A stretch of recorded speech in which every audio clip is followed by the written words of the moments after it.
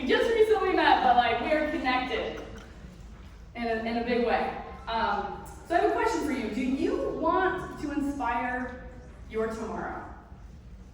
Do you want to feel inspired about going out there and making the changes that you want to make? Dorice Horenstein was born and raised in Israel and moved to Portland after completing her service as an officer in the Israeli Defense Forces. She worked in Jewish education for more than 30 years, transferring her love for the Hebrew language. Dorice now travels around the U.S. by using her positive energy communication style and knowledge of the Hebrew language. She helps others to foster the 4 relationships everyone should experience to live wholeheartedly, based on her recently published book, Moments of the Heart. Please give a big, huge, Superwoman welcome to Dorice! Come on down!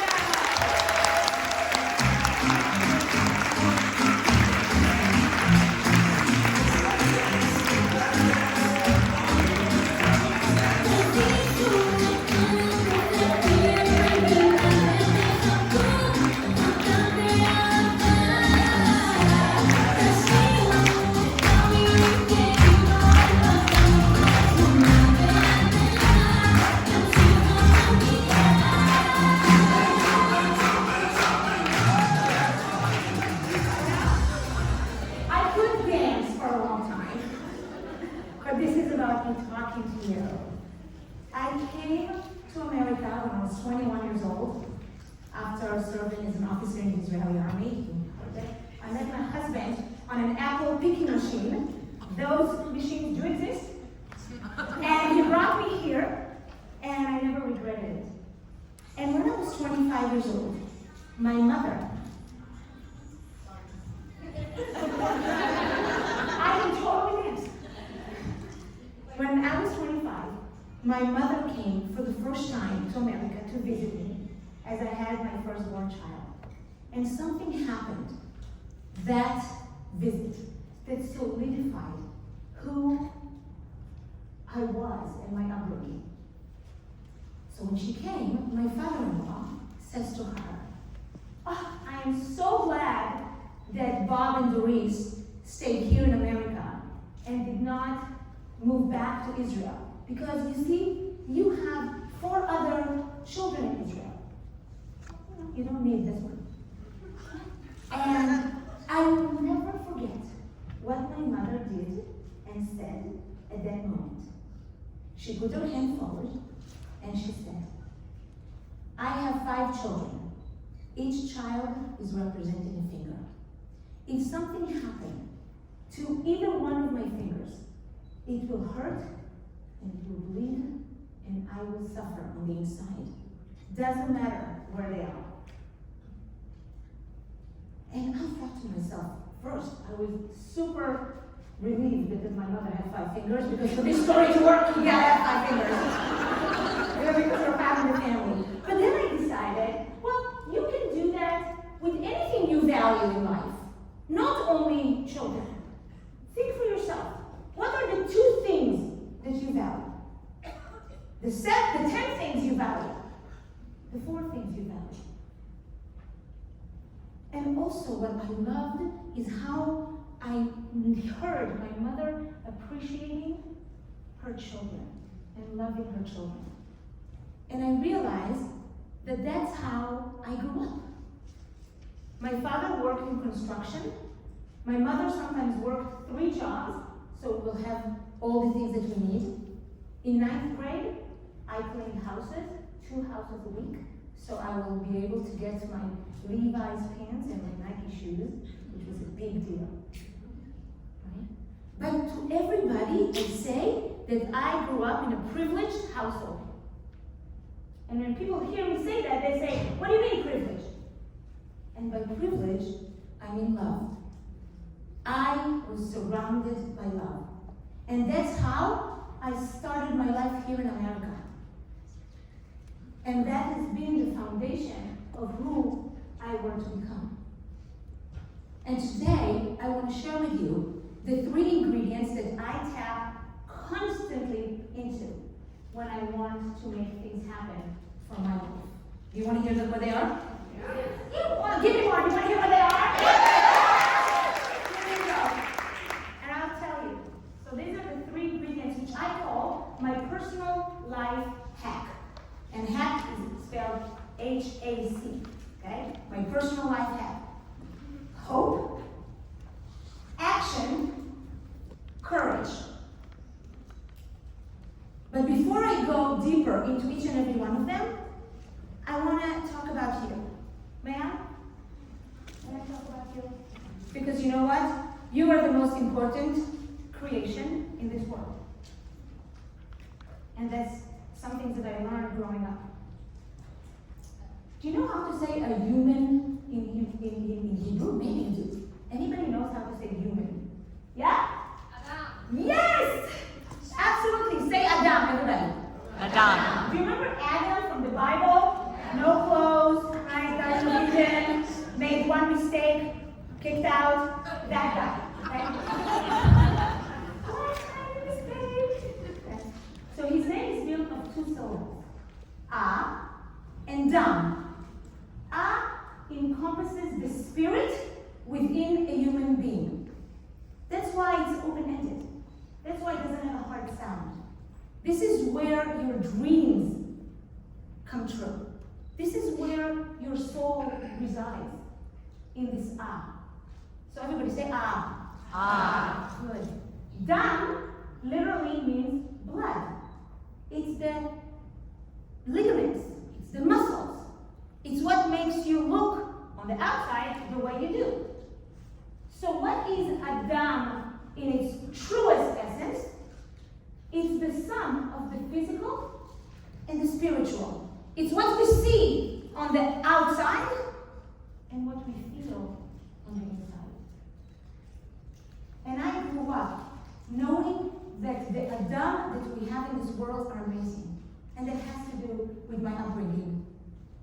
And I came here realizing that sometimes, as human beings, as great as we are, sometimes we face struggles. Correct? You know, some things don't happen the way we want. And when I was invited to speak here, I felt so privileged and so blessed to be in the company of you all. And in the last 2 days, what I've seen, besides the amazing workshops and the speakers and the vendors that did an amazing job, what I saw that really jumped into my eyes, and Marley started with it at the beginning, and she finished it here now, it's the connections that were made.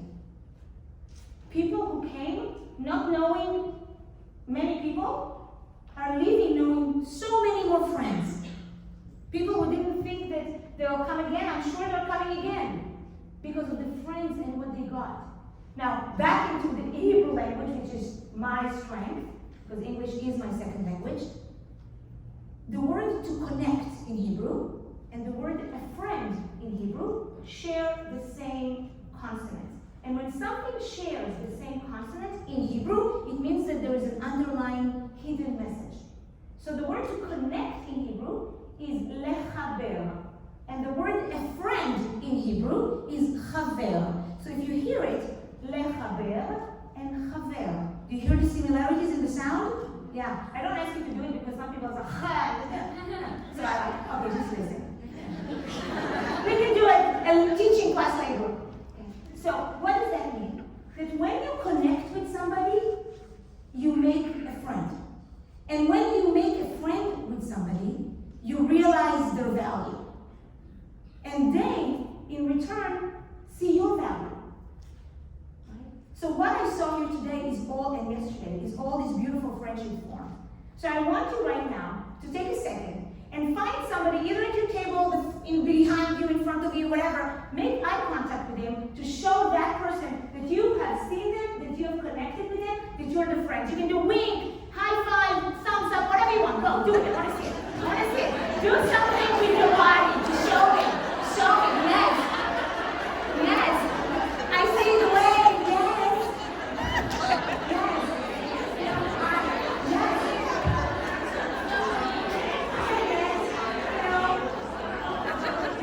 This is so beautiful because I've met so many the last 48 hours. Right? And so, as much as we are great, and today we're at the Superwoman Summit, you know, we all feel so invigorated. But I know that sometime down the road, or maybe you have experienced it, you struggled. We all have. A later time, I'll tell you about my personal story of how I came to doing this. Okay? But for today, no, we'll skip it. So, have you ever felt fearful that something happened in your life that you didn't expect, you know, disappointment from a relationship in the workplace? I've been listening to a lot of stories with family members, maybe a relationship with yourself, something that you needed to work on. And so I want to share with you a struggle that I had and show you how I used my personal life hack, hope, action, courage, to overcome that. So I was in the education business. I've been an educator for 30 years. And about 10 years into me working in a synagogue, I've been there for 16 years, they hired somebody on the staff. As a matter of fact, he was my boss. His name, let's give it a Jewish name, Moses. Okay? Let's give him Moses. So Moses was a good person, but somehow I didn't get along with him. Can you remember that? What is wrong with this? I didn't get along with Moses. It seems like we were bumping heads constantly. Raise your hand if you know this feeling. Bumping, look at you! Yeah! I'm not the only one! But bumping heads constantly. And I thought to myself, Dorice, why can't you just get along with him? Get along with him! And I remember the following summer, my husband took he and I to this beautiful Las Vegas weekend, romantic getaway, and all I could think on the plane was my pitiful work situation. And so for all the choices that one could do on a plane to get them going for a romantic weekend, I tried it. The entire way to Las Vegas. And my husband says, Dorice, do you think you're a little bit overreacting? Me? You know, the picture of logic and reason? I was like, well, maybe a little. But what am I to do that 2 months from that point on, I was supposed to stand in front of 100 people and inspire them for the new year, the new Jewish year. And I'm supposed to uplift their spirit and talking about amazing relationships when I had the most unsatisfactory relationship with my own boss. And on that weekend, I decided that if I wanted to see a change, I have to be the one initiating it. Because I saw how miserable I was. I said to myself, Dorice, the power is in your hands. What are you going to do? And that's when I utilized my first life hack, hope. Say hope. Hope. Because I knew that I wanted a better future for me. Right? Think of yourself. Think of your life. Something you are hopeful for. Right? Why are you hopeful? Because you want to see a better future for you. Right? You want to see something that you're more successful. You don't want to be suffering. I realized that the hope is the seed for everything good that is going to come. What I realized is that there is no negative effects to being a hopeful human being. Can you think of a negative effect? Zero. When I decided that fear, which was in my sphere, paralyzed me and didn't allow me to move into something else. Why? Because fear wants to protect us. Fear says, don't do that because we've never done this before, so don't do that. Hope is not for sure. You don't know that what you're hopeful for will actually come to fruition. But I still say, we hope still. because we want to have a better future. I want you to take a second and think about something, one thing you're hopeful for, starting today, starting tomorrow morning. You don't have to think a lot and make long lists. One thing. Take it in measurable actions.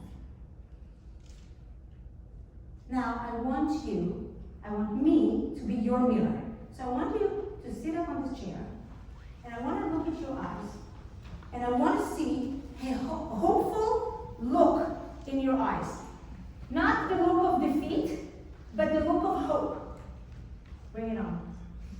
I'm going to look at you. I'm literally going to look at you. Because you know why? Studies in positive psychology tell us that when we think positive about our lives, we actually overcome fear by doing this. That actually positive mantras help build us. Our brain releases endorphins that make us actually feel good. So I want you to think in your head, I am hopeful because I want to have a better future. I am committed to a better future because what is the other choice? Number 3, I can do this. In your head. Then comes the second step in my personal life hack, and that's action. Say action. Action. Because you know what? Hopeful people do things. They do. They don't let other people do it for them. If you're hopeful and you really internalize what hope is, then follow it up with actions. Earlier before, I was listening to another beautiful presentation talking about the right action. And I want to add one more word. I want to say small, purposeful action. Think what you're going to do and do it. So what you just thought about, the hope from before, right? I want you to think of 2 actions that you can do. 2 actions on that one hopeful thing you have. Either a relationship in the workplace, at home, with yourself. When I came back from Las Vegas on Monday morning, I walked into the office of Moses and I said, Moses, took my fear, bottled it in, put my ego aside, so hard. And I said, can we please go every Monday morning to a coffee date to get to know each other? To my great relief, he said yes. Because he could have said no, but he said yes. And the lesson from that, the tiny little lesson from that, is that sometimes everyone can be Dorice, but sometimes we can also be Moses. By saying yes when somebody comes and say, let's try this, right? So we went every Monday for 4 months, coffee dates. By the 3rd or 4th coffee date, it was like different. I start feeling that I'm connecting with Moses. I start feeling that I'm becoming his friend. I start feeling that I can trust him. And then he trusted me back. And that's something that if today you ask Moses what he feels about me, he will say, Dorice is the sister I never had. Yeah, 4 months of coffee. Can you put 4 months into trying something? Now, don't expect it tomorrow, right? Because sometimes you may do an action and it may not be successful. Then what do? You know the definition of Winston Churchill for success? Anybody knows the definition of success? Going from failure to failure, but doing it with the same level of enthusiasm. Yes. You try again, just shift. The 1-degree shift that Marlon was talking about, absolutely. You just shift a little bit. What can you do? But is hope and action enough? No. Say no. No, it is not enough. Because the C in my personal life hack is needed. It is what I call the secret sauce. Have you ever had that pasta with zero sauce? Like, what is that? Right? So, this is what the secret sauce is. It's courage. Say courage. Courage. Courage is daring to do what you don't know the result will be. You don't know if you will sink or you will soar. But what you do know is that you can't stay in that junction anymore. That you have to move. Do you have junction in your life where you say, I gotta move from this? This is when you utilize courage. It's interesting, the word courage. It comes from Latin, and in French, the word courage means heart, cœur. In Hebrew, the word courage is omets lev, the adoption of the heart, which means courage is listening to your heart. You will know what the right thing is to do, and then following it up with action. It wasn't easy for me to go to my boss, knock on the door, and say, can we please try again? Can we please start? Can I invite you for coffee? Very vulnerable. But I did it. And I don't regret it for a second. So this is my personal life hack. And I invite you to consider that, to think about how in your own life you can put together hope, action, followed by courage. I want to finish with a blessing and a wish for each and every one of you. That may you find the courage to do what you are hopeful, what you hope to do. May you follow your hope with the right actions that will bring you the reality that you deserve. And while you cannot change yesterday, nobody can change yesterday, you can inspire your tomorrow. And you can inspire your tomorrow by the actions that you take today. Thank you.